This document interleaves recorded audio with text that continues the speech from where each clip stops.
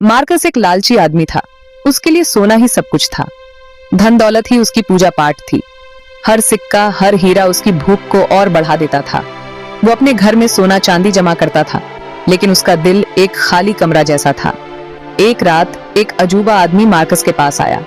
उसने मार्कस को एक सौदा दिया, जिसे भी वो छुएगा वो सोना बन जाएगा। खुशी से पागल मार्कस ने हाँ कर दी। उसके छूने से सारी चीजें सोना बनने लगीं। उसका घर, उसका खाना, यहाँ तक कि उसकी प्यारी बेटी के खिलौने भी सोने के हो गए। शुरू में तो मार्कस को लगा जैसे पूरी दुनिया उसकी है। वो सोने के बर्तन में खाता, सोने के बिस्तर पर सोता और सोने के कपड़े पहनता। लेकिन जल्दी ही ये सोने का पिंजरा उसे घुटने लगा।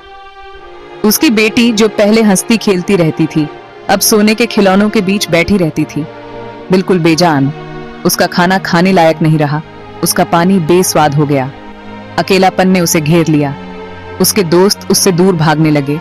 उन्हें उसके सोने के छूने का डर था। उसकी दौलत ने उसे अलग कर दिया।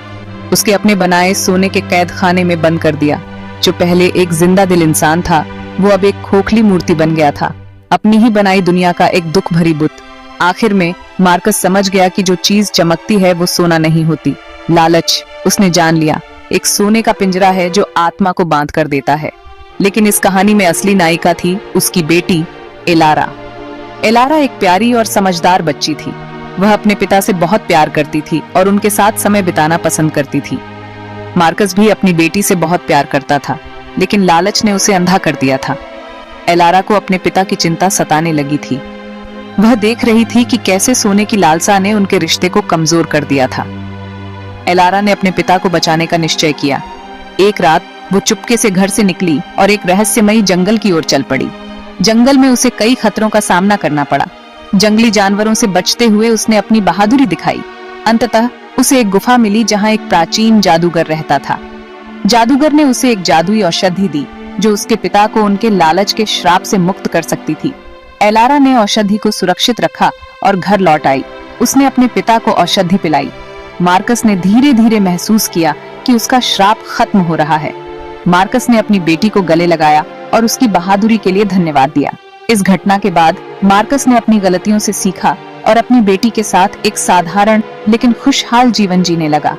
एलारा की बहादुरी ने न केवल उसके पिता को बचाया, बल्कि उनके जीवन को भी एक नई दिशा दी। एलारा अपने पिता को कहानियां सुनाती और वे दोनों एक दूसरे के साथ समय बिताते। त्योहारों पर वे सादगी से लेकिन खुशी खुशी मनाते और उनके जीवन में फिर से रंग भरने लगे। एलारा और मार्कस ने मिलकर घर के कामों में एक दूसरे की मदद की और उनके बीच का बंधन और मजबूत हो गया।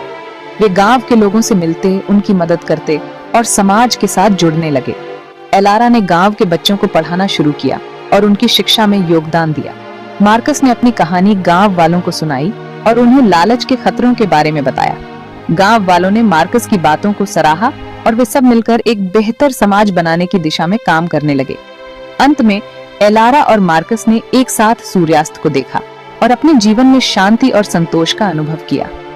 वे रात को आग के पास बैठकर कहानियां सुनाते, हंसते और अपने जीवन के हर पल का आनंद लेते।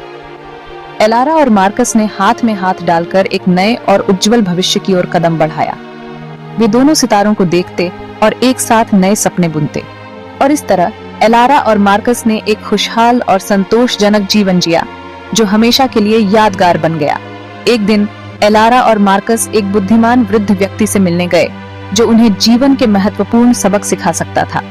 वृद्ध व्यक्ति ने उन्हें सिखाया कि सच्ची खुशी और संतोष केवल धन दौलत में नहीं, बल्कि रिश्तों और अनुभवों में होती है। एलारा और मार्कस ने गांव के लोगों के साथ मिलकर काम किया और एक मजबूत और खुशहाल समुदाय बनाने में योगदान दिया। वे गांव के त्योहारों में भाग लेते और वहां की खुशियों का आनंद उठाते। एलारा ने बच्चों को पेड़ के नीचे पढ़ाना शुरू किया और बच्चों ने भी उत्साह से सीखना शुरू किया।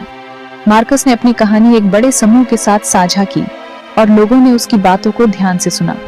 समुदाय ने मिलकर एक बेहतर भविष्य की दिशा में काम करना शुरू किया और एकजुट होकर आगे बढ़े।